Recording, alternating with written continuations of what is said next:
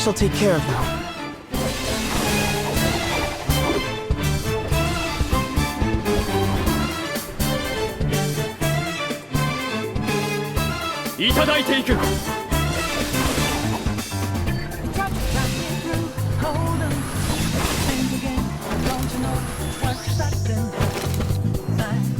Enemy reinforcements confirmed. Eliminating.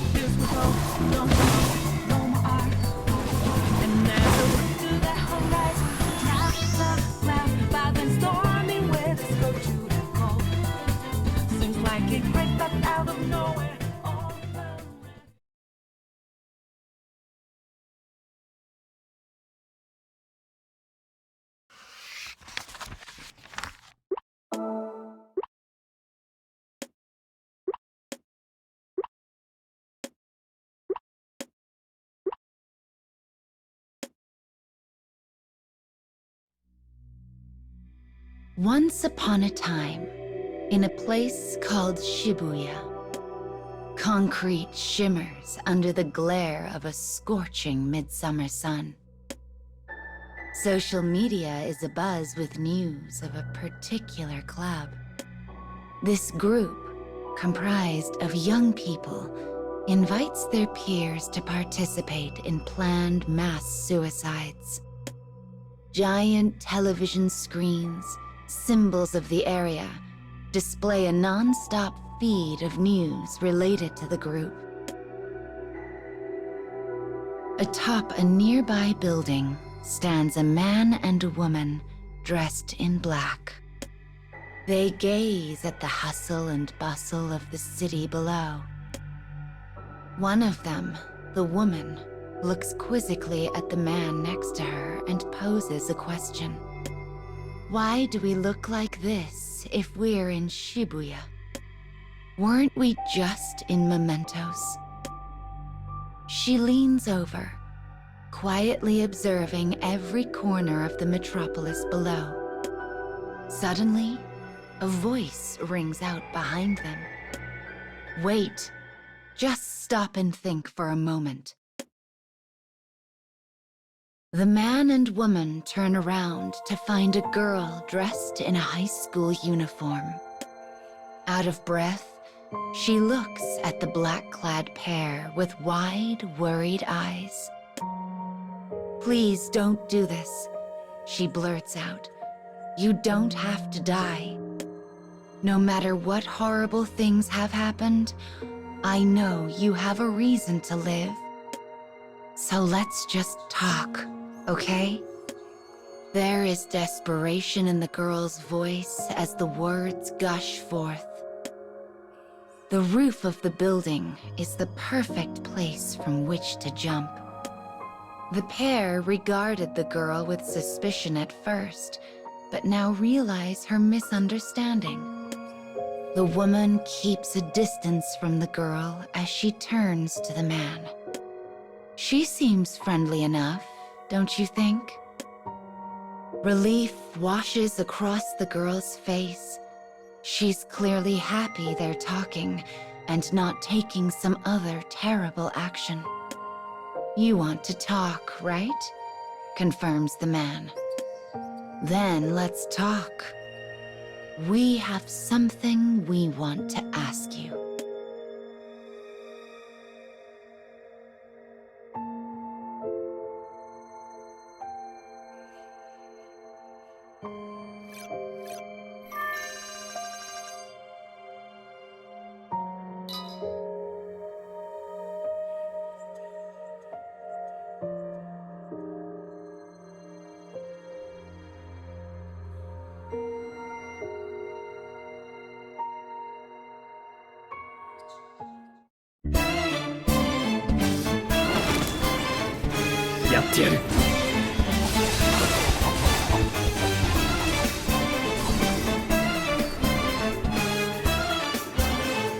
Enemy reinforcements confirmed. Eliminating.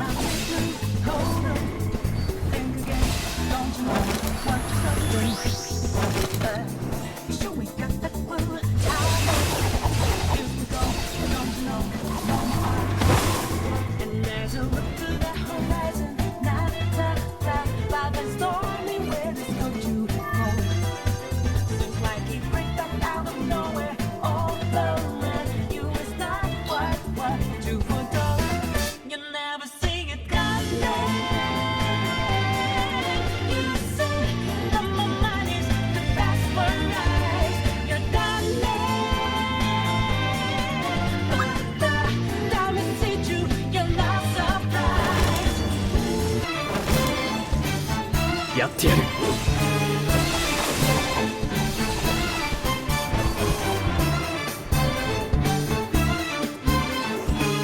Enemy reinforcements confirmed. Eliminating.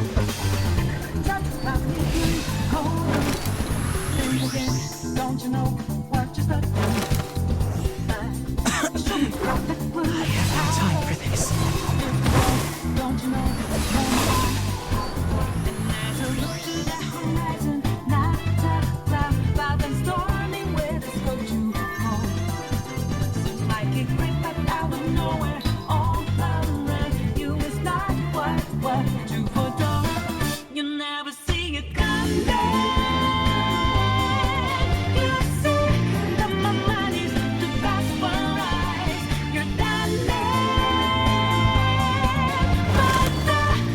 I shall take care of them.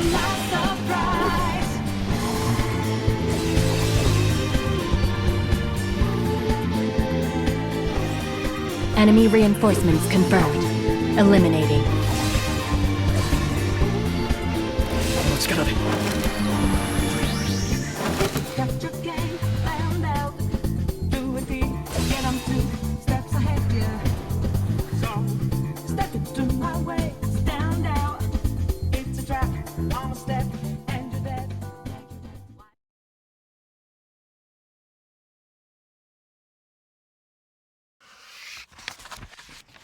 The high school girl and suspicious-looking duo make for an odd trio indeed. After bringing together some desks and chairs that lay discarded on the roof, they begin an uneasy conversation. Having seen their unusual outfits, the girl feared the pair was participating in the suicide club that has been the talk of the town. She goes on to explain how she received a message from an old friend the other day. A friend who is now a member of the club. The girl's reeling head is filled with a single thought: finding her friend and ensuring she lives. The man and woman, however, seem unaware of the club's existence. Now that the girl realizes they do not intend themselves harm, relief washes over her like a wave. Having heard her tale, the woman leans in and speaks. Now it's our turn to ask questions. This is Shibuya, right? The large screens that serve as the symbol of the area are clearly visible from atop the roof. Why would the woman ask a question with so obvious an answer? The girl hesitates, unsure of the intent behind the question. Just then, a cacophony of screams fly from the crosswalk below. The trio look down from the roof as panic fills their hearts. They behold a horrid sight, one which leaves them at a loss for words. Young people are gathered on the roof of another building, poised to leap. And in the center, the girl spies her childhood friend. She has taken the lead, and the rest seem keen to follow. There isn't time to save her. It is impossible. And yet, she will try. As the girl thrusts her hand into the air, the world shifts. Space collapses. Scenery crumbles. The girl is overwhelmed by a vertigo so powerful, it threatens to steal away the memory of her very name. The man and woman take a wary step back. They have seen this phenomenon before. Oh yes, they know it very well. Disregarding their companion's panic, they exchange the briefest of glances. The woman then speaks. Feels like we just infiltrated a palace, doesn't it?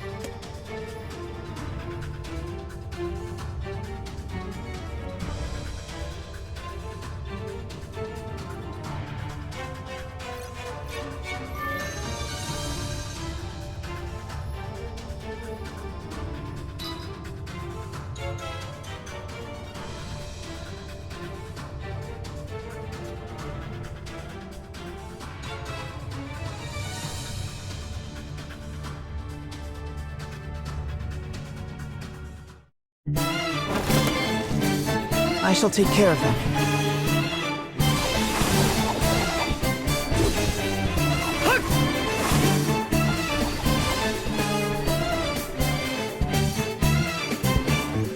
Enemy reinforcements confirmed. Eliminating.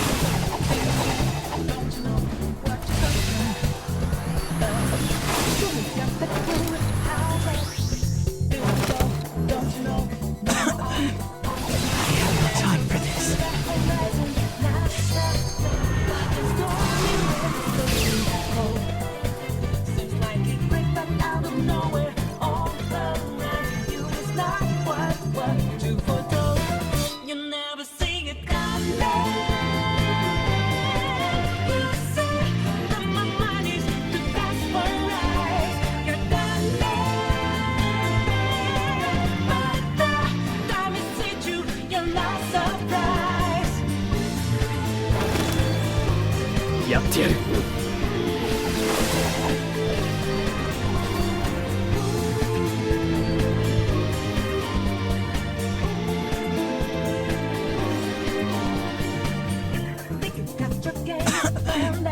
I have no time for this.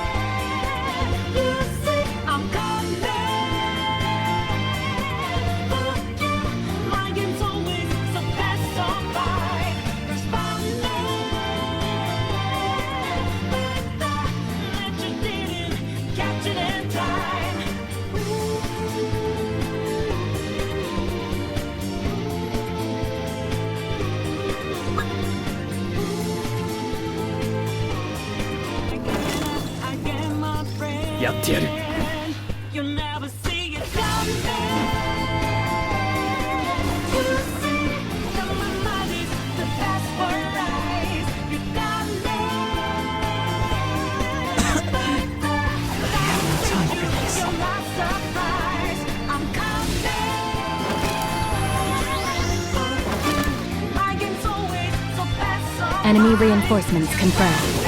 Eliminating.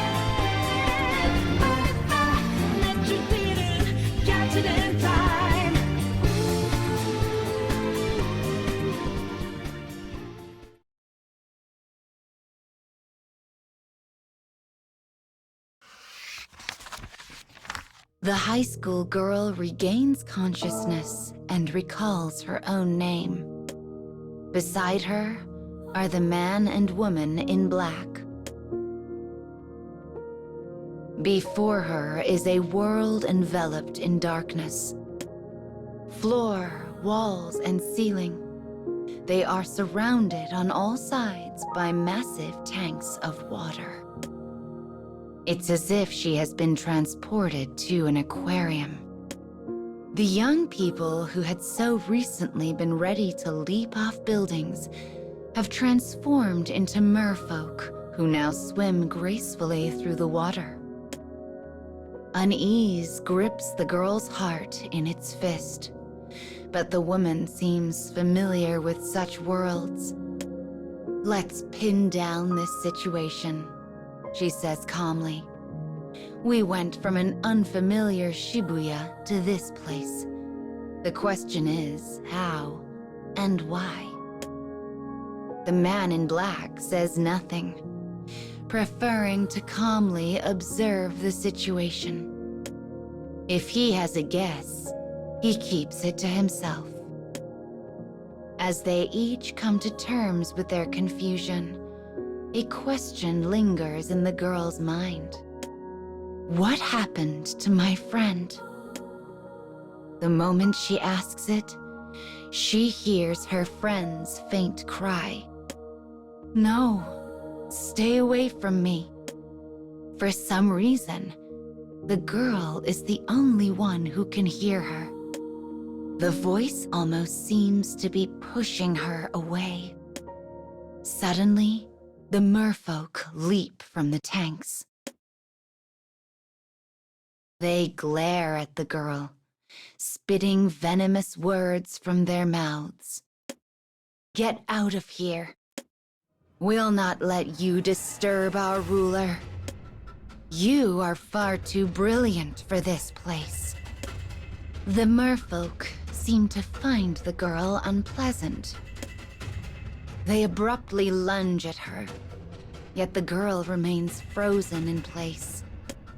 As a scream erupts from the depths of her throat, the man and woman leap in front of her. They stand ready, weapons in hand, prepared to fight back against the merfolk. A sword draws beautiful arcs in the air. The muzzle of a gun flashes brilliantly. They are at home in battle, easily dodging and parrying whatever attacks the merfolk deploy. Soon the enemy falls, and the woman begins to piece the puzzle together. The merfolk attacked the girl, and the ruler of this space seems to know of her as well. The man turns to the girl and says, "We also know of this world. Let's negotiate." Negotiate is not a word she hears every day, and it only increases her panic. But the man doesn't hesitate. We want to return to our original world, and we need information from you to do that. Give us an answer if you're willing to negotiate. A thought comes to her then. She can follow her friend's voice with these two in tow. Perhaps doing so will unmask the truth of this incomprehensible space, and even prevent her suicide. "I will help you," says the girl. "But first, I need you to help me." As the girl makes her bargain with her new companions, she realizes she does not even know their names.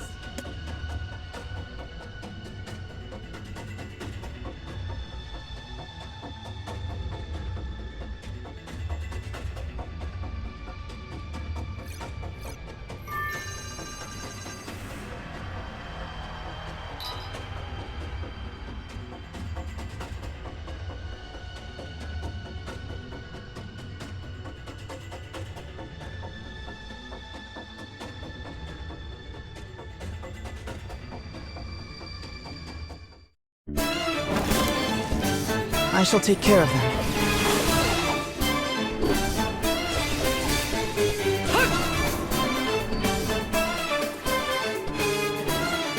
Enemy reinforcements confirmed. Eliminating.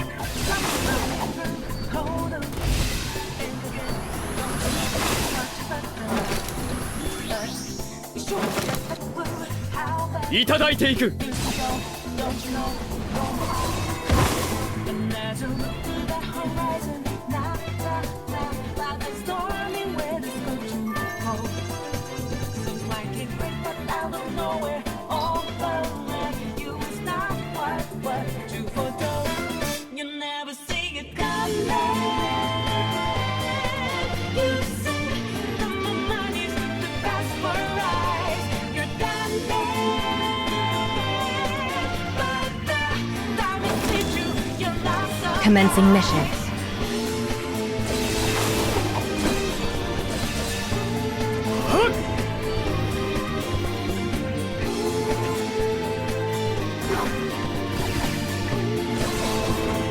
Here!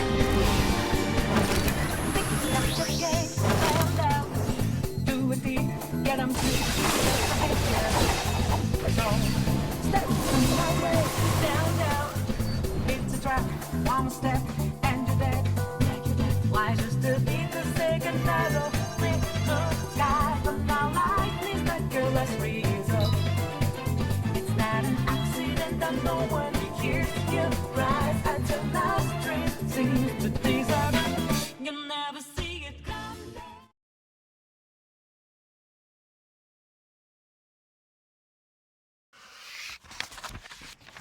The high school girl and the pair clad in black weave through the merfolk's obstacles as they follow the voice of a missing friend. In the depths of this space, they find a round, pearl-like object resting within a clamshell. And to its side is a beautiful mermaid with tears streaming down her face.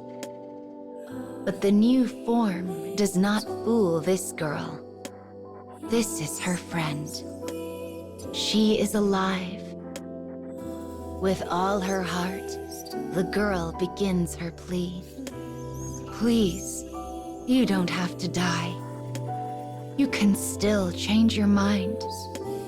You're not the only one whose life has been difficult. She then begins to tell of her own past hardships.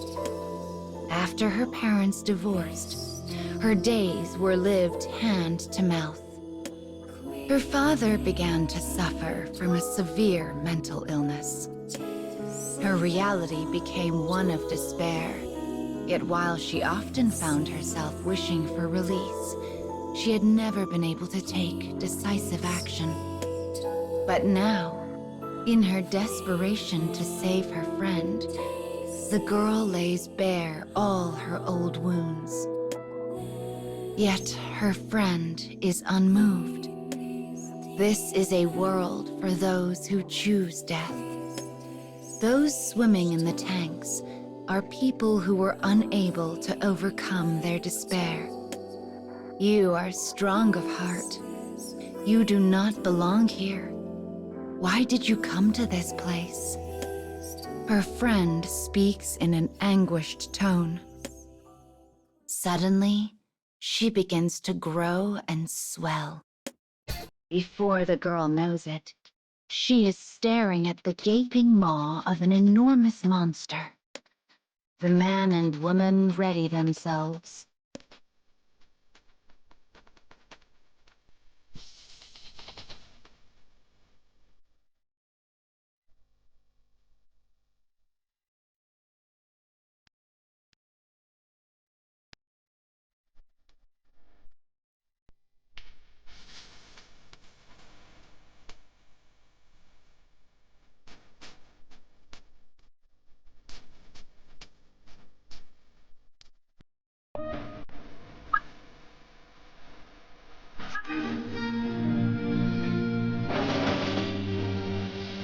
I shall take care of him.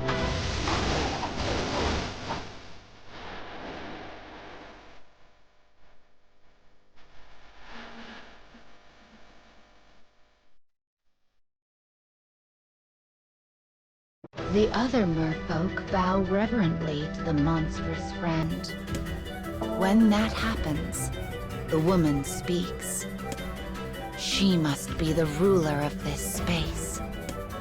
While the girl cannot comprehend what this place even is, she understands her friend is leading the suicide club.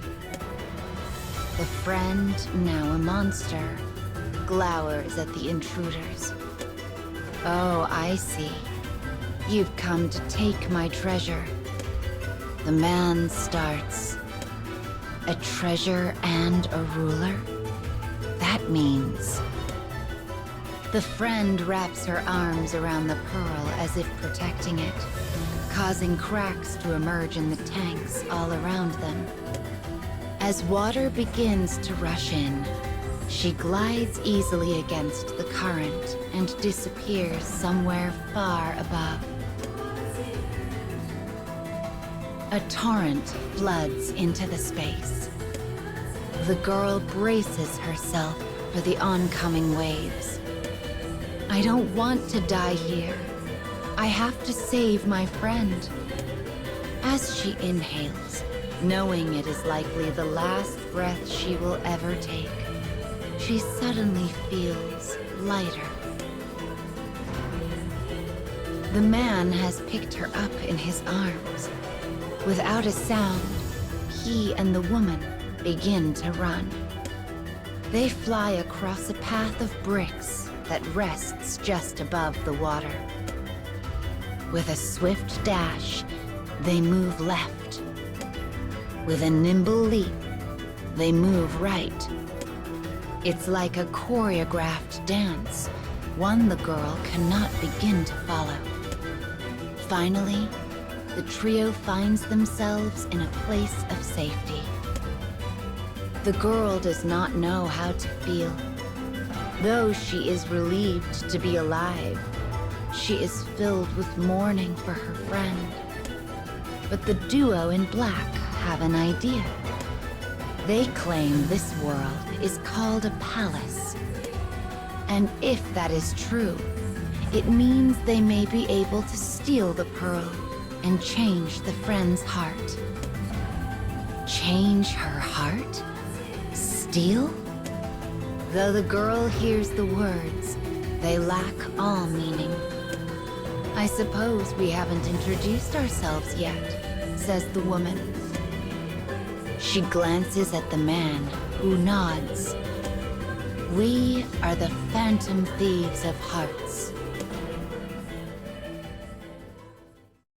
They will do whatever it takes to save her friend and return to the world from whence they came. With new confidence, the girl and the Phantom Thieves press forward into the eldritch space. Soon, they will reach the end.